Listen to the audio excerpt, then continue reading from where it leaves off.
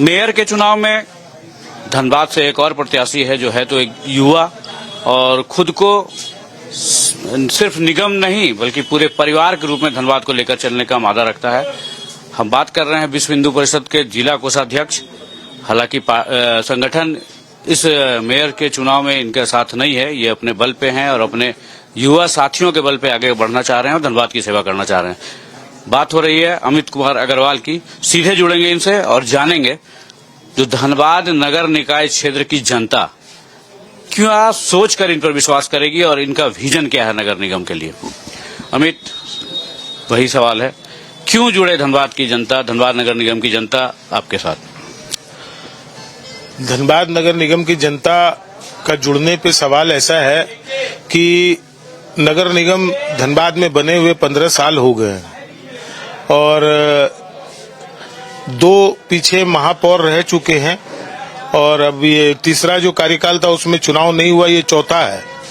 तो मेरा कहने का मतलब ये है कि जब 15 साल नगर निगम को बने हुए हो गए हैं तो धनबाद जिले में 55 वार्ड आते हैं, तो प्रॉपर 55 वार्ड के जितने मतदाता हैं उनके मत से मेयर चुने जाते हैं।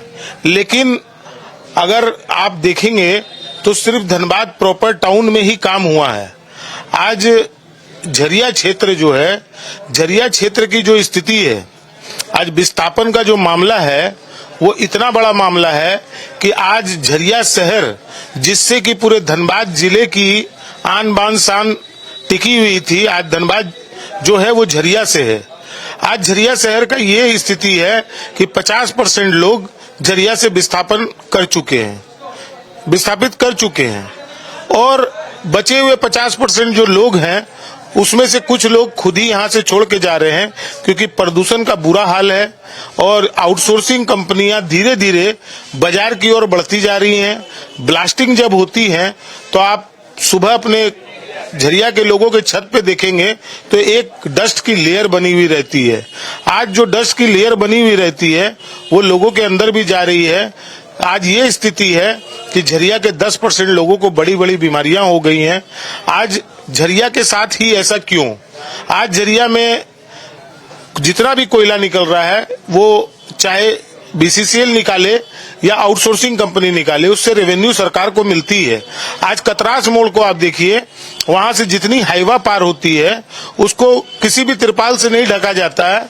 उसमें भी कारण है कि वहां से कोयला चोरी करवाना है।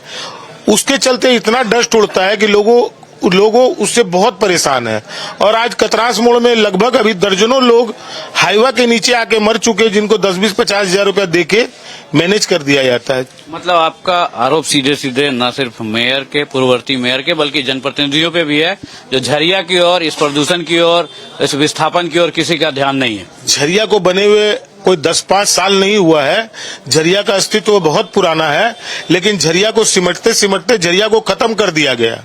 और ये तो रही झरिया की बात। और झरिया में और भी परेशानियां हैं।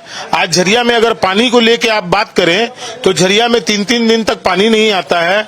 आज झरिया जो कोयला नगरी है, जो पूरे देश को कोयला देके जगमगाने का काम करती है, आज गर्मियों में ये हाल रहता है कि यहाँ के बच्चे 3-3 दिन पढ़ नहीं पाते क्योंकि लाइन ही नहीं रहती है।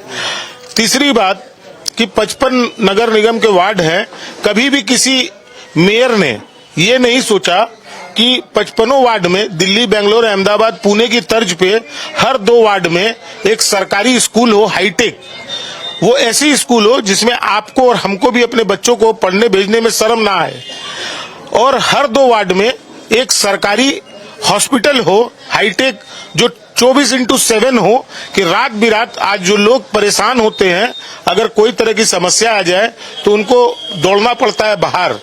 ये समस्या पूरे धनबाद जिले की है क्योंकि आज तक यहाँ के कोई भी जनप्रतिनिधि एम्स यहाँ नहीं ला पाए। ये दुर्भाग्य है धनबाद का कि धनबाद को कुछ नहीं मिला। धनबाद में बड़े बड़े लोग हैं, बड़े बड़े वादा करते हैं, बड़ी बड़ी बातें करते हैं, लेकिन आप आज देखिए धनबाद को एयरपोर्ट नहीं मिला, धनबाद को आपको एम्स नहीं मिला। आज तक धनबाद में एक ओवरब्रिज जो अभी पास हुआ है उसको पास करवाने में 20 साल लगे यहाँ के मेयर, विधायक सांसद को, तो आप सोचिए कि धनबाद जिले को अभी 20 ओवरब्रिज चाहिए। पता नहीं हम और आप उसको देख पाएंगे कि नहीं। आपको आशीर्वाद जनता का चाहिए, तो क्या कुछ मुद्दे लेकर जाएंगे? मैंने तो बताया मेरे आपकी प्राथमिकता क्या रहेगी नगर निगम में? देखिए, मेरी प्राथमिकता ये रहेगी कि सबसे पहले मुझे आज जो धनबाद जिले में बेरोजगारी का जो आलम है, उसका कारण है कि यहाँ पर जो भी बड़े व्यापारी हैं, विदेशों से उनके पास कॉल आता है, उन्हें डराया धमकाया जाता है और उनसे फिरौतियां मांगी जाती है, जिसपे कि यहाँ के कोई भी, वो प्रशासनिक लोग हों या हमारे विधायक हो या हमारे सांसद हो या हमारे मेयर हो, कोई भी उसके लिए लड़ाई नहीं लड़ते हैं। इस कारण से जो यहाँ ऑलरेडी व्यापारी हैं वो डरे हुए हैं, वो शहर को छोड़ के भागे जा रहे हैं, तो नए लोग तो आने का सवाल ही नहीं है।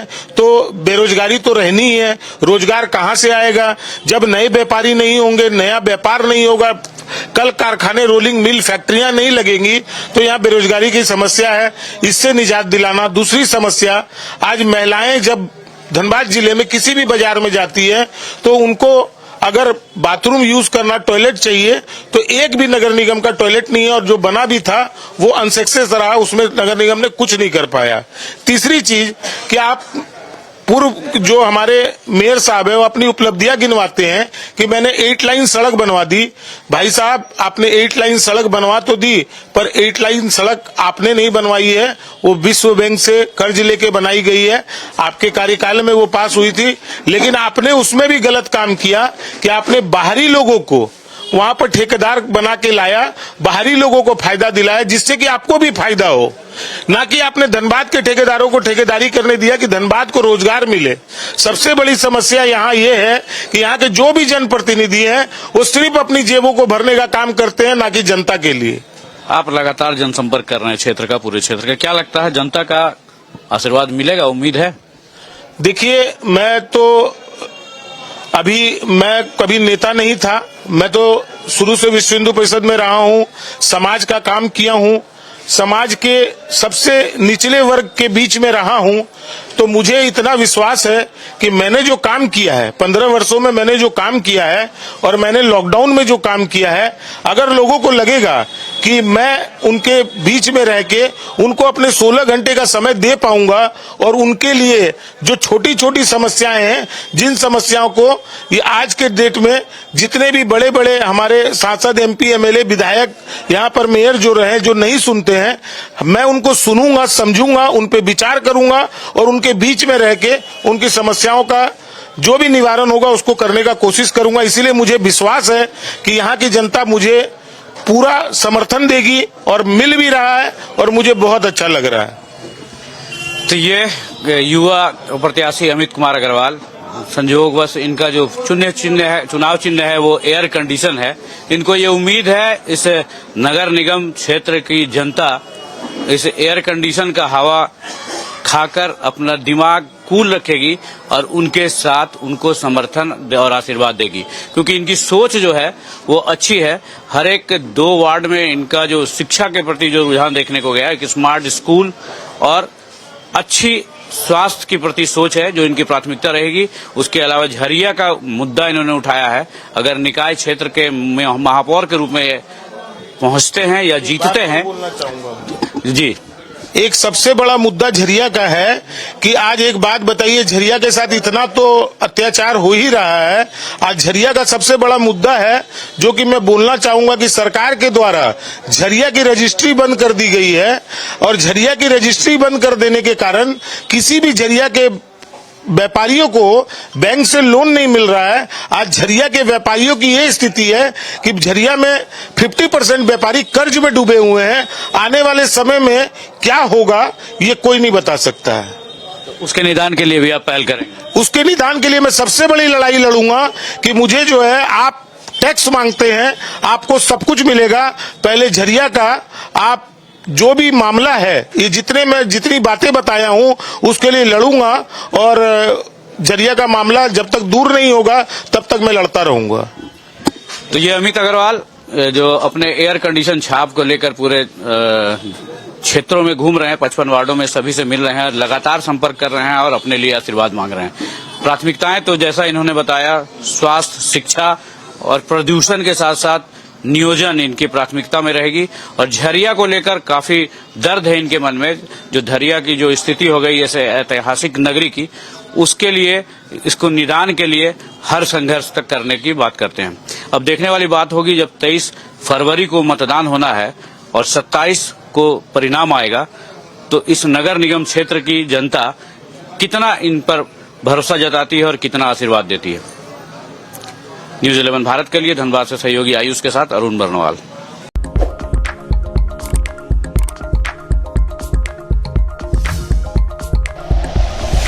Like and share videos, subscribe करें हमारा चैनल और प्रेस करें बेल आइकॉन। न्यूज 11 भारत, सच है तो दिखेगा।